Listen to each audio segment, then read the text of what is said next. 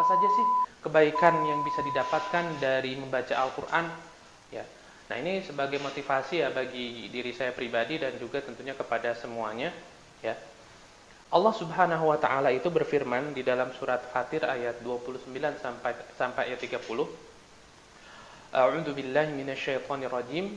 Innal ladzina yatluna kitaballah wa aqamus shalah wa anfaqu mimma razaqnahum sirran wa 'alaniyah yarjuna tijaratan lan tabur liyuwaffiyahum ujurahum wa yazidahum min fadlih innahu ghafurun syakur. Ini ayat yang masyhur tentang keutamaan orang yang membaca Al-Qur'an. Allah Subhanahu wa taala mengingatkan kepada kita semua, sesungguhnya orang-orang yang selalu membaca kitab Allah, yaitu Al-Qur'an, mendirikan salat, menafkahkan sebagian dari rizki yang kami anugerahkan kepada mereka, baik diam-diam maupun terang-terangan. Mereka itu mengharapkan perniagaan yang tidak akan merugi. Baik, Allah Subhanahu wa taala menjanjikan perniagaan yang tidak akan merugi bagi mereka yang senantiasa membaca Al-Qur'an. Di antara salah satu sifatnya ya. Perniagaan apa itu? Ya. Inilah amal solih. Salah satunya adalah dengan membaca Al-Qur'an, kita tidak akan pernah rugi. Meluangkan waktu kita untuk membaca Al-Qur'an, itu tidak akan rugi. Meluangkan waktu kita untuk mempelajari Al-Qur'an, tidak akan rugi. Demikian pun menginfakkan harta kita untuk Al-Qur'an, tidak akan rugi. Bahkan salah satu amal jariah yang tidak akan putus pahalanya adalah ketika seseorang mewakafkan hartanya untuk Al-Qur'an. Al-Qur'an itu dibaca oleh kaum muslimin, setiap huruf yang dibaca oleh orang lain karena Al-Qur'an yang kita wakafkan, itu pahalanya akan mengalir kepada kita. Masya Allah. Ya. Jadi tidak akan merugi. Baik waktu, tenaga, serta harta yang kita keluarkan untuk Al-Qur'an tidak akan rugi. Pasti diganti oleh Allah Subhanahu wa taala.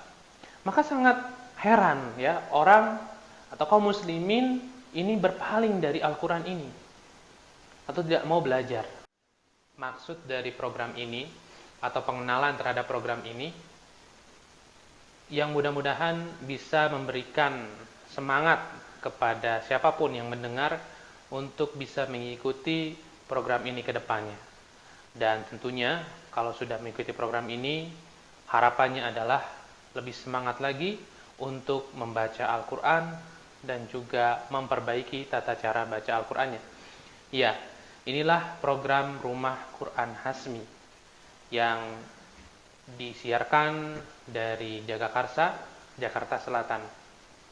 Bersama saya Maulana Khairul Bari yang insyaallah akan sama-sama kita belajar bagaimana memperbaiki cara baca Al-Qur'an kita yang mungkin ada kekurangan ataupun kesalahan dan lain sebagainya.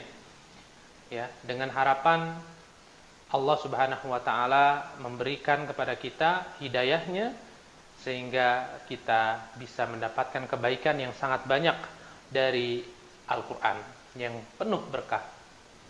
Karena Al-Qur'an itu adalah kitab Allah Subhanahu wa taala yang diturunkan kepada Nabi kita Muhammad sallallahu alaihi wasallam, merupakan suatu mukjizat untuk umat ini. Mukjizat untuk umat ini. Dan orang yang membaca Al-Qur'an akan mendapatkan banyak sekali keutamaan. Maka dari itu, sebelum kita sama-sama belajar ya, saat ini sudah ada yang bergabung bersama saya untuk pertemuan perdana ini. Nanti insya Allah kita akan sapa mereka satu persatu, potongan-potongan ayat ya, yang nanti kita akan temukan mungkin kita ada kekurangan di kata-kata itu. Kita akan coba dulu dari ta'awud dan basmalahnya ya. Ta'awud dan basmalahnya karena ini selalu kita baca ya. Ta'awud ini merupakan sebuah keharusan yang harus kita baca sebelum membaca Al-Quran ya, dimana harus tepat cara bacanya.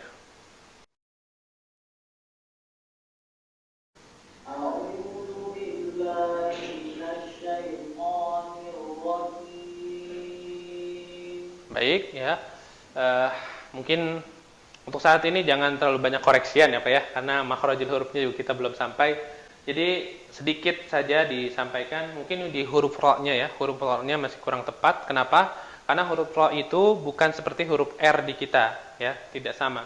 Jadi bukan syaitonir rajim, bukan, tapi syaitonir rajim seperti orang cadel gitu ya. Jadi lisannya itu makhrajnya kan ujung lisan dengan langit-langit bagian depan.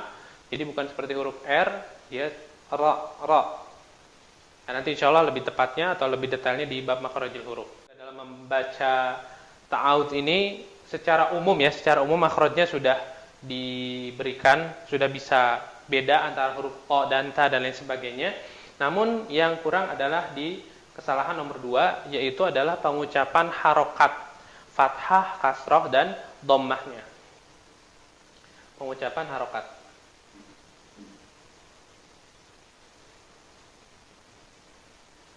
Maksudnya apa pengucapan harokat? Kita tahu ya harokat di di Al-Quran itu ada fathah, ada kasroh, ada dhammah. Ya nanti ada fathatain, kasroh itu yang lain.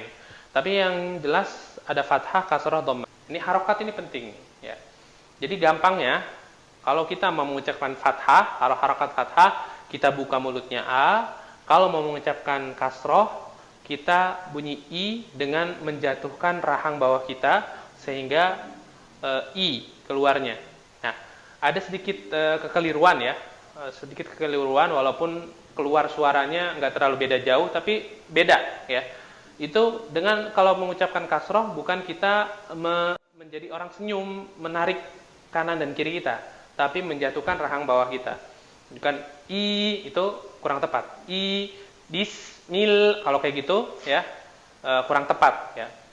Walaupun kalau dalam belajar tahsin mungkin hal itu diperlukan ya, hal itu diperlukan untuk melenturkan lisan kita, melenturkan mulut kita. Tapi dalam membaca Al-Quran nantinya itu hanya cukup menurunkan rahang kita menjadi bismil atau a'udzu bil di kebawahkan ya, bukan a'udzu bil itu untuk belajar tahsin, untuk melenturkan lisan saja. Wallahu a'lam.